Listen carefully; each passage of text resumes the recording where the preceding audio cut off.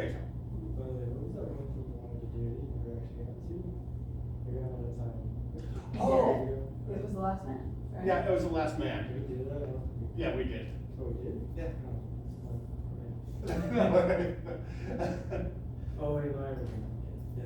Yeah, but thank you for reminding me. I appreciate that. Anything else? All right. So, Brian Norton, who this article was written by, is famous within the environmental ethics community for this article, Weak Anthropocentrism, for coming up with this theory. He's looking at something that Richard Routley was discussing on whether or not we need a separate environmental ethic, or whether what we already have as far as ethics can cope with environmental questions. So go back a bit. He already says that he has previously published some articles regarding how environmental ethics cannot be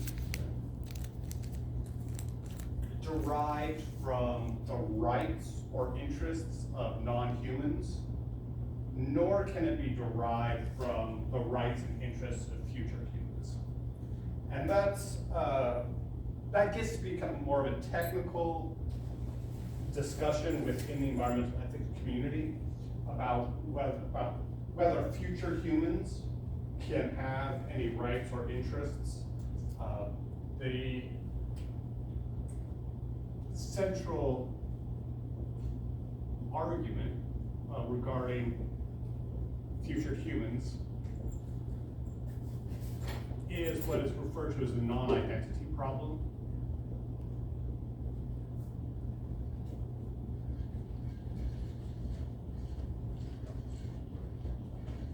And this is by Eric Parfit.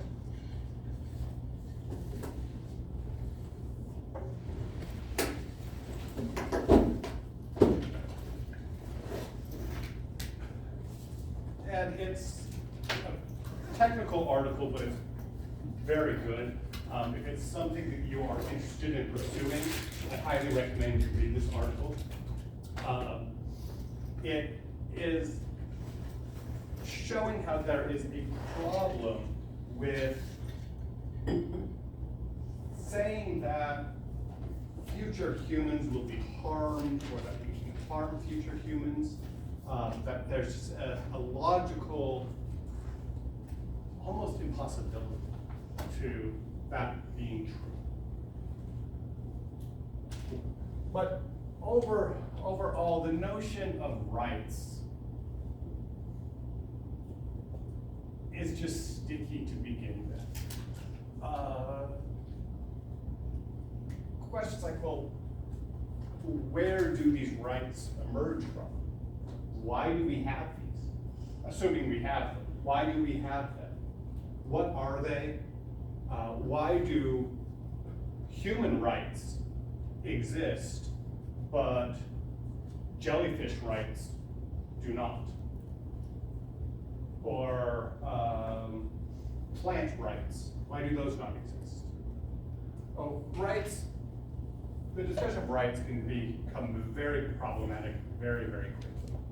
So he's saying that environmental ethics cannot be based upon either the rights of non-humans or the rights of future humans. And he's just putting that to the side right now. Moving on from there, he's saying that if we do say that there needs to be a distinctive environmental ethic, there are two answers to that. There's a negative answer saying, no, we do not. We do not need to have a separate environmental ethic because what we already possess is already robust enough that we can use these for environmental decision making.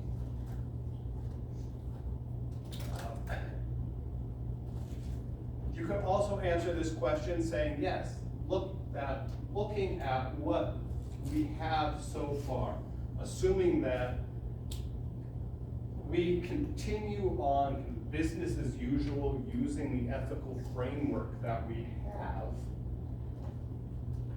seems to ensure that we will have more of the same. So therefore, if the argument would go, since we don't right now, using the ethical structures that we have, we don't right now work in an environmentally responsible way, then yes, we actually do. We do need a new environmental ethic.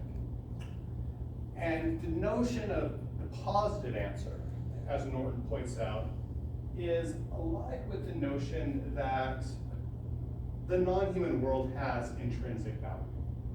That entities other than humans have intrinsic value. So in order to have an appropriate environmental ethic, the thought is that we need to reject anthropocentrism.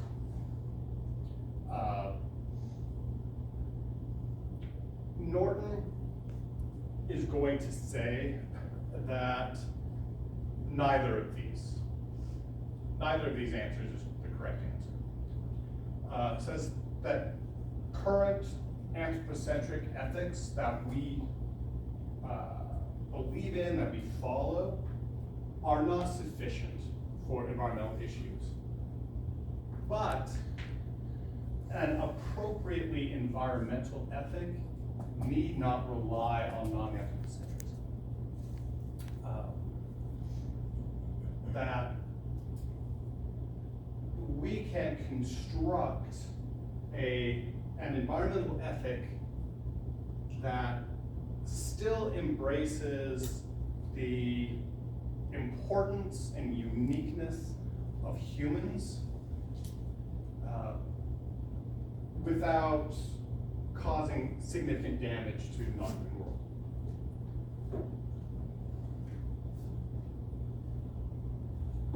Why would we, what's the motivation for this? Why would we want to create an ethic that is still still anthropocentric?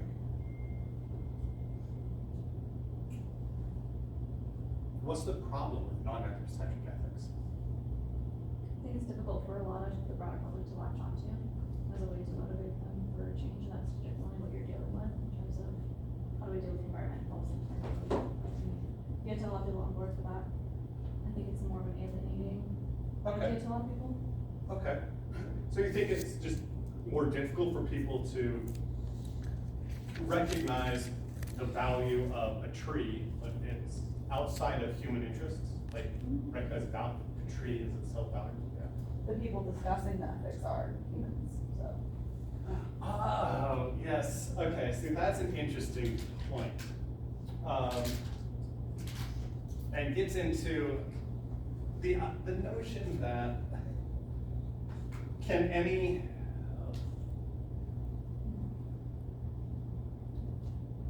you ever perceive or understand something outside of a human context? Which, in theory, it would seem it's possible, but pragmatically, I don't know if it would be. So yes, the people who are constructing the ethical framework are definitely humans, but it doesn't necessitate that humans have priority in that ethical framework. I like that.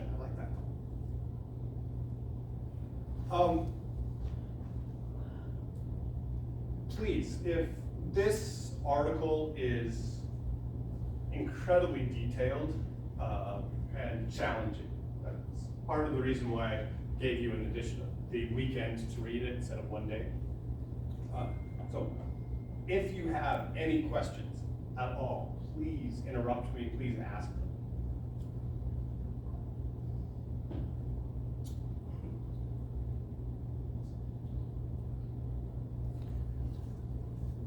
So,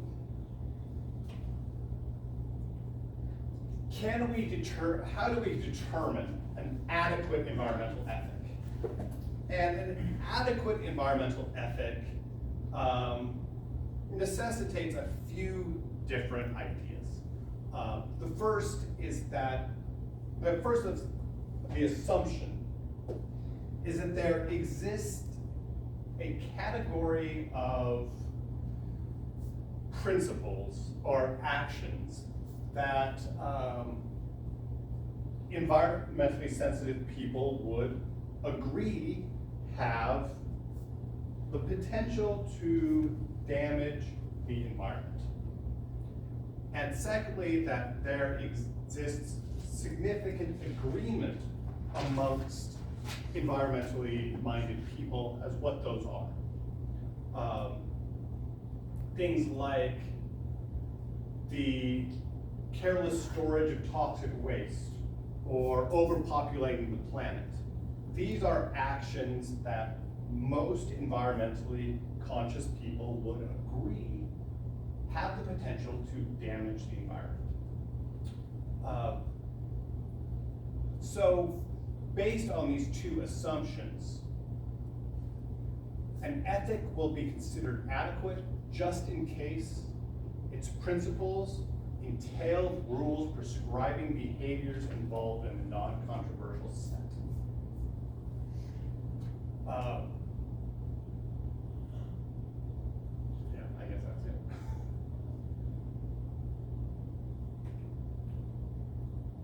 So, an adequate environmental ethic would be a statement of some set of principles from which rules can be derived prescribing the behaviors included in the set which virtually all environmentally sensitive individuals agree are environmentally destructive. That is the test for Norton of an adequate environmental ethic. It's not that strong of a statement when you think about it. It's actually a fairly weak statement, basically saying that there exists some commonly agreed upon set of behaviors that are environmentally destructive. Now, review on anthropocentrism. So, both anthropocentrists and non-anthropocentrists agree that the term anthropocentrism refers to the belief that humans are the only loci of intrinsic value. Both non-anthropocentrists and anthropocentrists agree that humans, only humans, possess intrinsic value.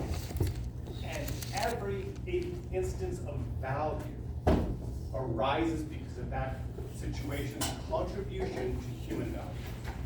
So, anything that exists in the non-human world on this is valuable just in case it can provide for the interests of humans. Trees are valuable because they purify the air and prevent soil erosion, and because they look pretty. Other than that, they have no value on an anthropocentric framework. Non-anthropocentrism obviously is going to reject this and say that there are instances of inherent value in the non-human world, that some non-humans are valuable, possess intrinsic value. They are valuable outside of any sort of use for humans.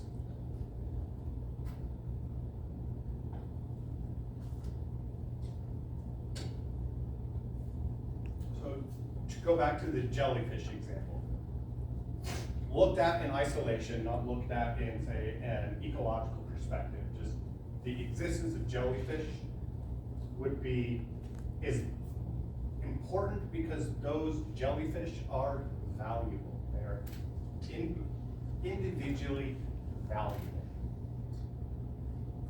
And a lot of people will have a hard time accepting that.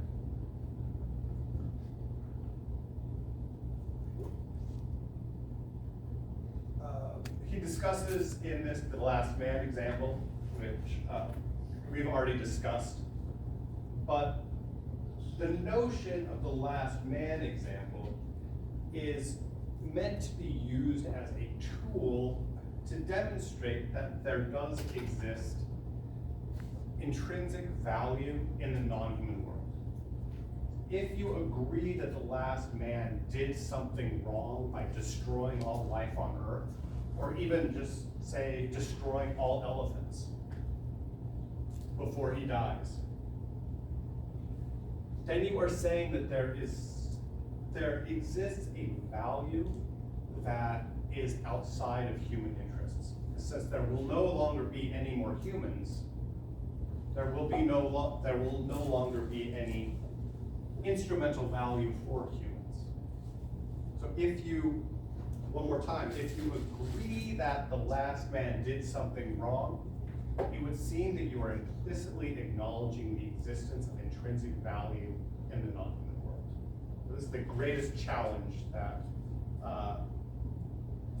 or one of the greatest challenges that anthrocentrists must face. All right, so what type of objects are of value, or what things are of value? And he divides these things of value into two different categories: a felt preference and a considered preference. Okay. A felt preference is any desire of a human individual that can at least temporarily be satisfied by some specifiable experience of that individual. So a felt preference. I would have a felt preference for a cup of coffee, or a felt preference for, I don't know, a nap. All of these are felt preferences, are neither good nor bad, they just are. So my desire for coffee is no greater or no less than, in an evaluative term, than my desire for a nap.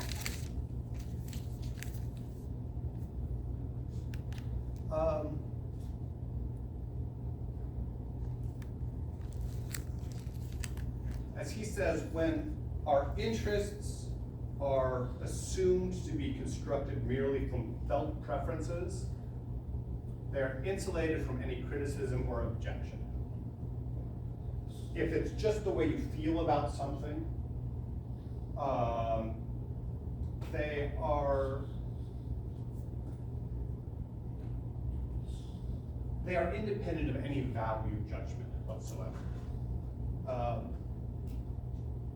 As he says, economic approaches to decision-making often adopt this approach because it eschews value judgments. Decision makers need only ask people what they want, perhaps correct these preferences for intensity, compute the preferences satisfied by the various possible courses of action, and on the resulting ordinal ranking, imply a decision.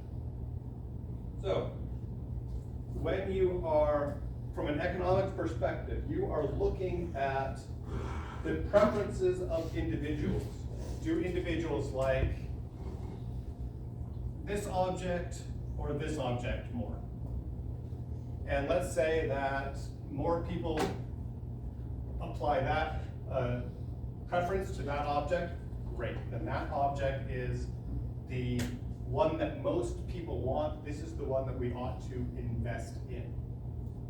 There's no sort of judgment whatsoever in felt preferences. How does that relate to when there is judgment in felt preferences? Like you brought up coffee. Yes. Like you should drink coffee. You know what I mean? Yes, I should. I agree. And I'm actually but not drinking coffee. I'm drinking yerba mate, and I really do want coffee. But sorry, yes. Alright, that sucks. But like there is judgment within felt preferences. So, and like morally assigned things that are like that's bad morally versus this is good, versus it's just about preferences. You're talking about considered preferences. Oh, great, that's awesome. Considered preferences says any desire or need,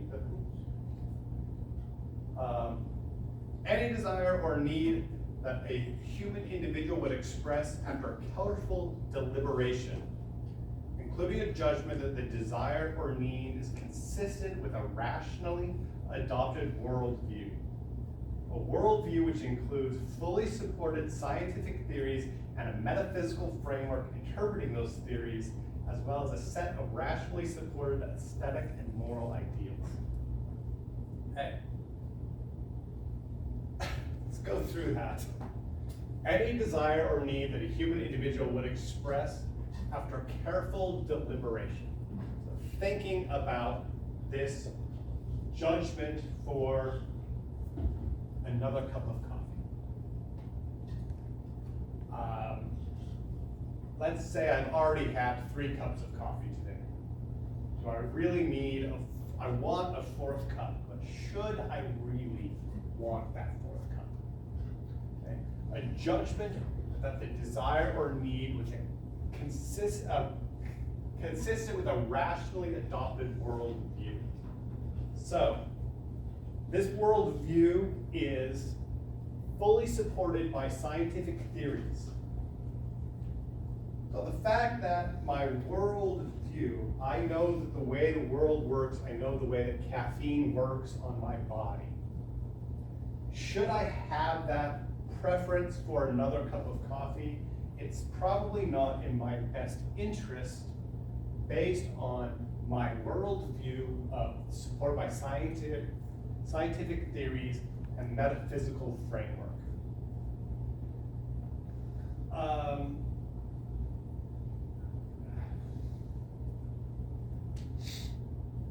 metaphysical framework.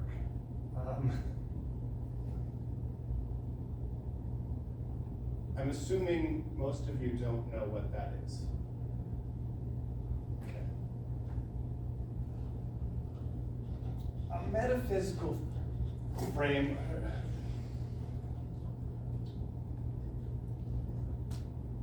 Metaphysics questions reality. It tries to assess what exists and what doesn't exist, what is real and what is illusory. It's an entire perspective. So, for example, a Hindu would have a very different metaphysic than a Christian or than a Jew. Their understanding of the world is completely different. And so we all have these metaphysical frameworks. We all have this understanding of the way the world works, the way that it is, and how things and what things exist and don't exist. So for a considered preference to be a considered preference, you have to evaluate your felt preference through this system. Obviously, a considered preference is an idealization. It can only be adopted after a person is rationally accepted. And it has to be rationally accepted. It can't just be because you feel that way. You have to have reasons for accepting this worldview. And you have modified your felt preferences such that they conform with this worldview.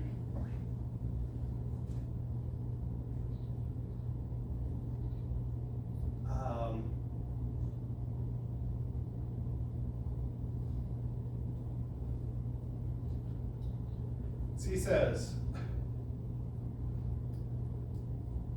idealization because no one has succeeded in altering his felt preferences so that they're consonant with that worldview. Since this is a process no one has ever completed, references to considered preferences are hypothetical. They refer to preferences the individual would have if certain contrary to fact conditions were fulfilled. But these considered preferences allow us to evaluate from an ethical framework, a metaphysical framework, whether or not individual preferences are good or bad.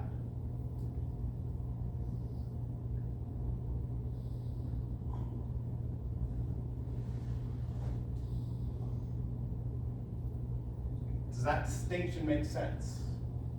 Felt preferences and considered. Groovy. Okay, so typically when philosophers discuss anthropocentrism, they are only discussing what we looked at previously, which is humans are the only loci of intrinsic value, all of these points. But Norton wants to tease these out. He wants to divide anthropocentrism into what he refers to as strong anthropocentrism and a weak anthropocentrism. Says value theory is considered strongly anthropocentric just in case all value is countenanced by reference to satisfaction of felt preferences. A strong anthropocentrism is completely uncritical of felt preferences. Something is good if it makes someone happy, it's bad if it doesn't. Basic ethical theory. We're not determining whether a person ought to or ought not have those preferences.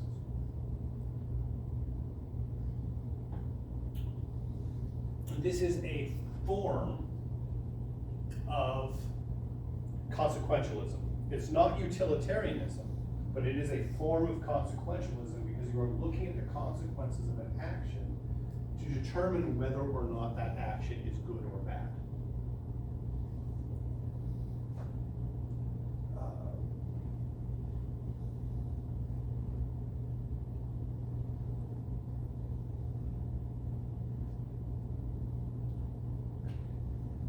This is contrasted with weak anthropocentrism. As he says, weak anthropocentrism is the theory that some value is explained by satisfaction of some felt preferences of a human individual, or to its bearing upon the ideals that exist as elements in a worldview essential to determination of considered preferences. So,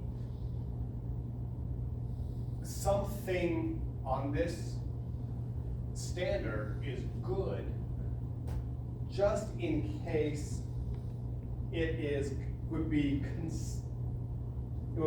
a good considered preference. If it was a considered preference, then, and it was considered to be good, then that action would be good. Weak anthropocentrism thereby can evaluate felt preferences as either being rational or irrational. So a preference on weak anthropocentrism does have the ability to evaluate our preferences. It provides for a basis for criticism for values that are merely exploitative of nature.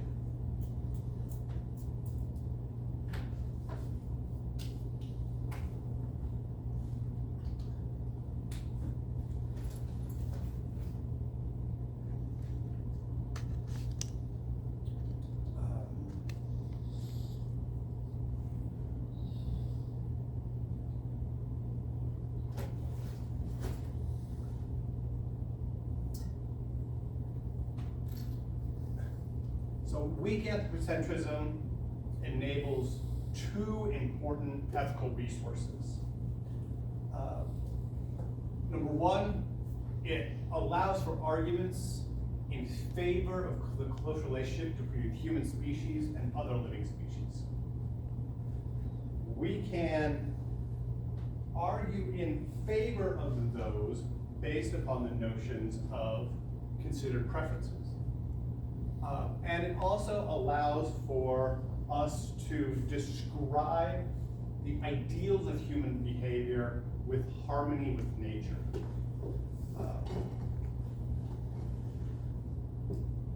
Within strong anthropocentrism, there is no way to evaluate our preferences, but with weak anthropocentrism, we have the means, we have the tools to do this. I'm going through all of this really, really quickly. Apologize.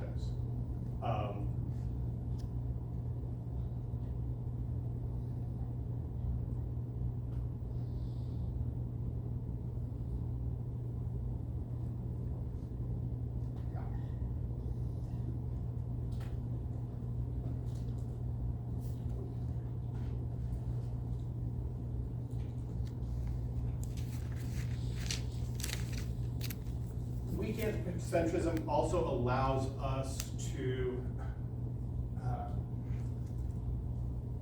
criticize our felt preferences, evaluate them as being good or bad, and replace them with better value preferences. It appeals to the value of experiences of natural objects and undisturbed places in human value formation.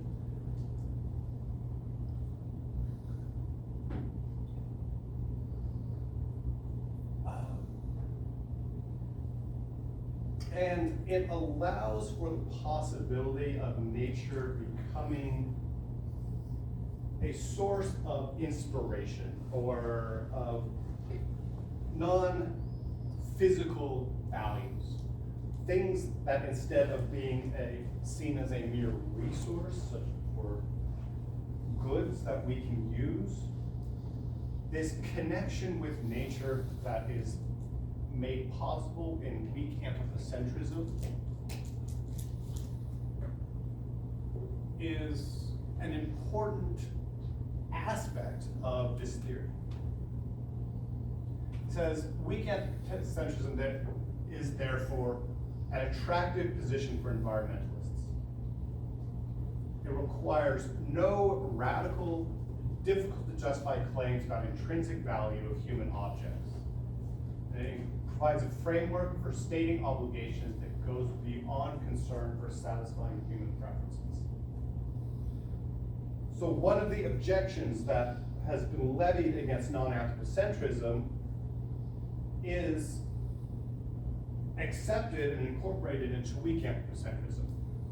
People don't need to try and justify that value exists outside of humans.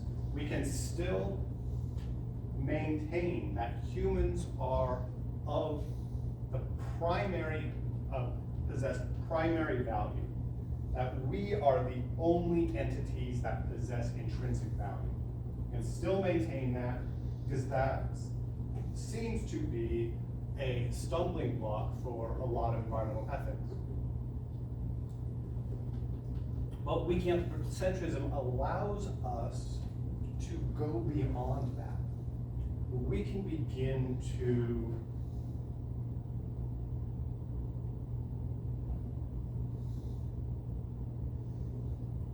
justify concern for the non-human world based upon this distinction between felt preferences and considered preferences.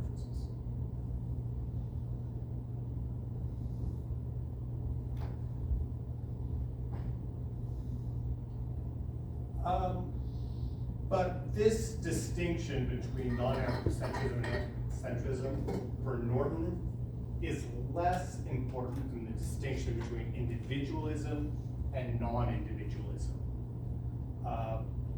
This emphasis on individualism, which is prevalent within most contemporary ethical theories is prohibitive for Norton of a successful environmental ethic.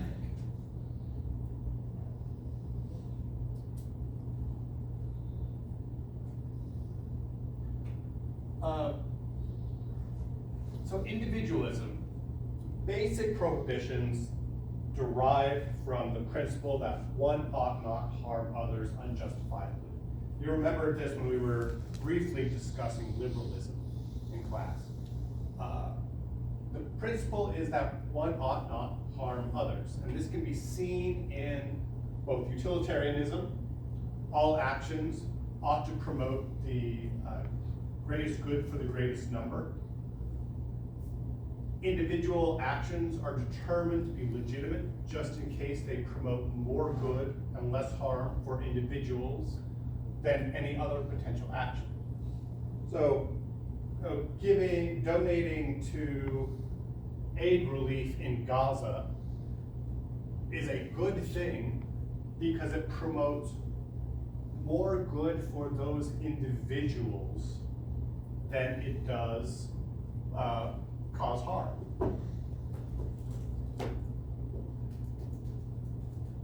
The other, in addition, with deontology derives from respect to individual rights and obligations.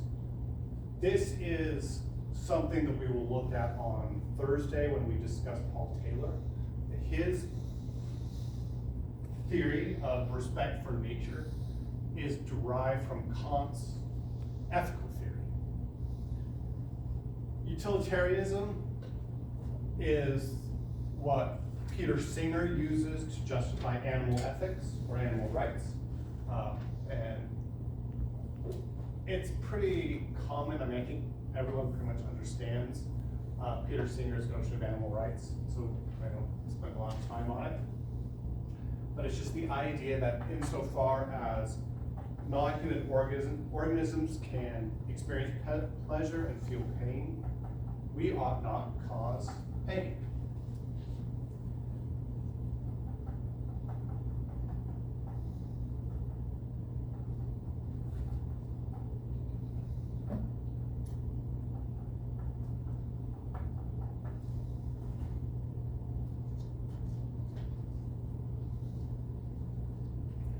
So, it is characteristic of the rules of environmental ethics that they must prohibit current behaviors that have effects on the long-range future as well as the present.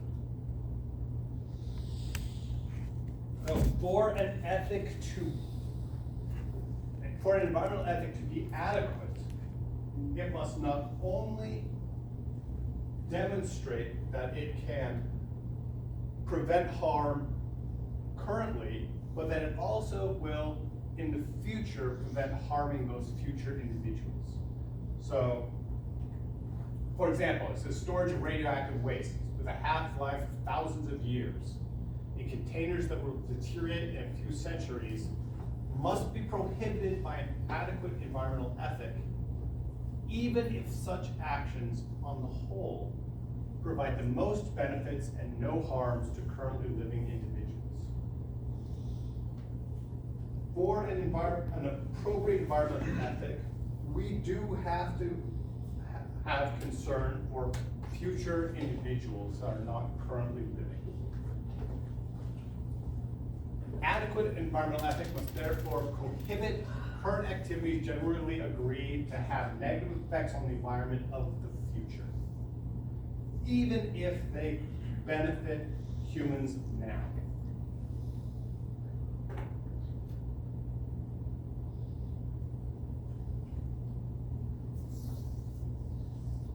Environmental ethics needs to be distinctive, but not in the way in which it is traditionally assumed. An adequate environmental ethic need not be non-anthrocentric. Okay? It can be weakly anthropocentric. That is the ideal.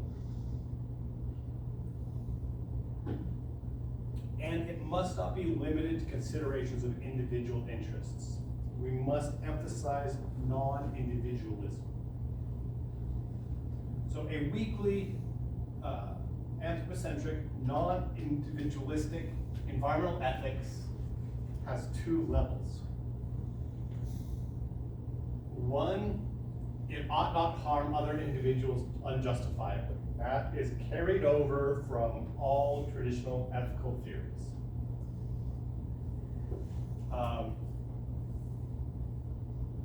It's based on the assumption that felt preferences have equal prima facie value.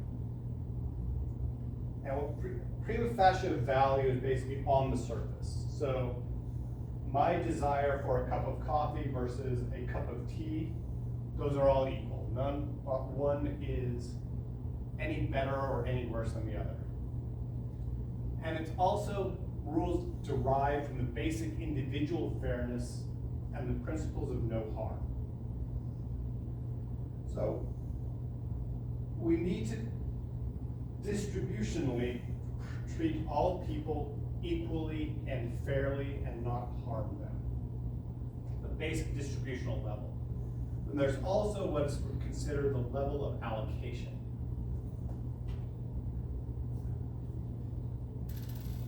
We must not only in the current, because that's the distributive part is the current, we almost also look into the future.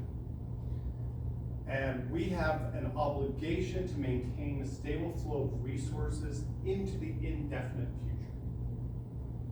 This is not necessarily that a certain amount of resources must exist, but merely that those resources can provide for ongoing human life.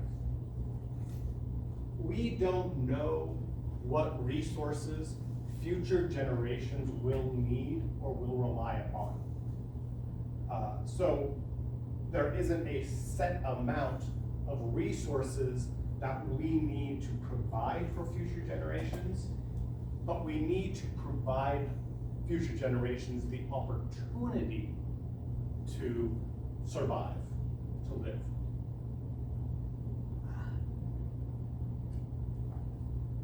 Do I have? Yes.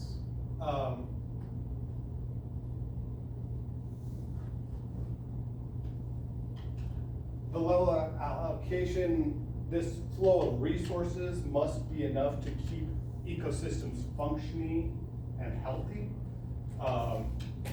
And as he points out, it's not individualistic, since we're not looking at specifiable needs, but looking more generally as providing the opportunity for life.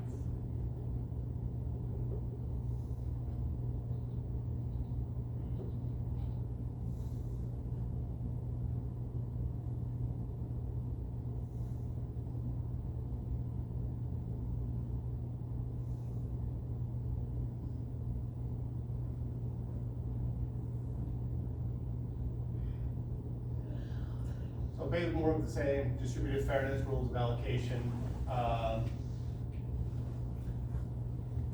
An important part of aspect of weak anthropocentrism is weak anthropocentrism being anthropocentric and emphasizing the intrinsic value of humans. Weak anthropocentrism is anthropocentric and acknowledges the unique value of humans. As Norton points out, human consciousness, the existence of humans, is intrinsically valuable. The world would be a worse place if human consciousness did not exist.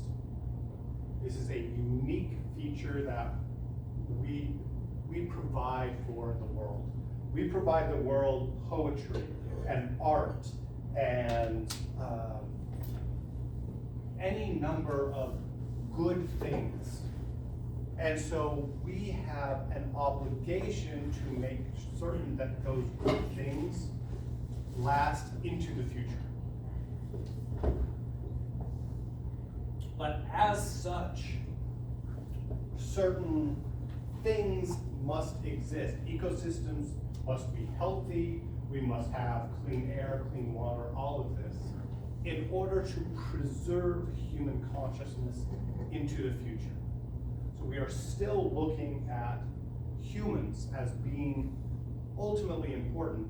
We are recognizing that humans need particular things in order to survive.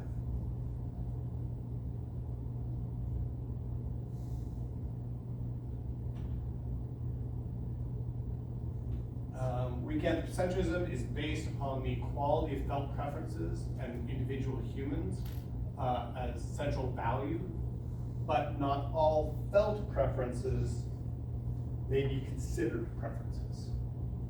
And it's also based on the value of ongoing human life.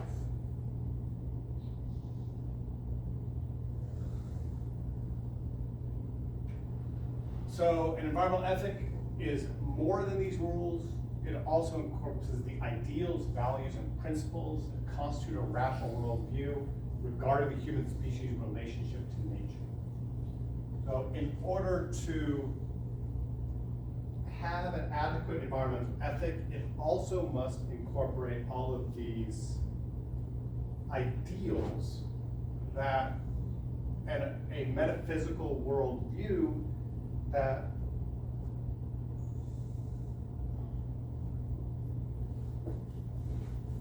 communicates our obligations to life and world.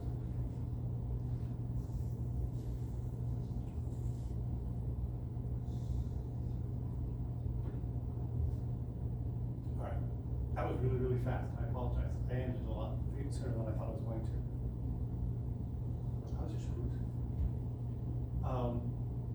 Thoughts, questions, concerns, comments?